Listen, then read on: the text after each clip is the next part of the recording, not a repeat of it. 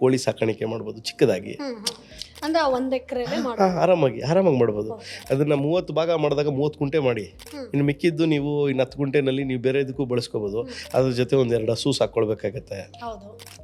ಅದರಿಂದ ನಿಮಗೆ ಹೈನುಗಾರಿಕೆಯಿಂದ ಆದಾಯ ಸ್ಟಾರ್ಟ್ ಆಗುತ್ತೆ. ಈ ರೀತಿ ತುಂಬ ಈಸಿಯಾಗಿ ಮಾಡ್ಬೋದು. ಜಸ್ಟ್ 1 ಎಕರೆಯಲ್ಲಿ ಬರೀ ತರಕಾರಿ ಸೊಪ್ಪು ಬೆಳ್ಕೊಂಡು ವಿಧವಾಗಿ ಬೆಳಿಬೇಕು ಮೇಡಮ್. ಅದಕ್ಕೋಸ್ಕರ ನೀವು ಶೆಡ್ಸ್ ಮಾಡಿ ದೊಡ್ಡ ಗ್ರೀನ್ ಹೌಸಸ್ ಮಾಡಿ ಏನೂ ಬೇಕಾಗಿಲ್ಲ. ಸಾಮಾನ್ಯವಾಗಿ 1 ಎಕರೆನಲ್ಲೂ ನೀವು 60,000 ರಿಂದ 70,000 1 ಲಕ್ಷ ರೂಪಾಯಿವರೆಗೂ ಆದಾಯ ಪಡೆದು ಬಿಡ್ತೀರಾ ಮೇಡಮ್ ತಿಂಗಳಿಗೆ.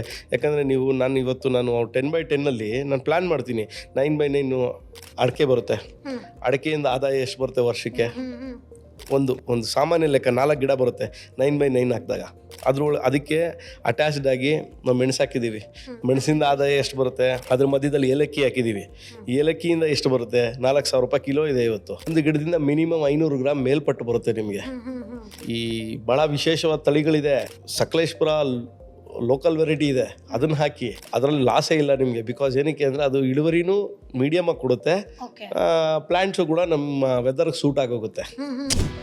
Boss Vala, B the boss.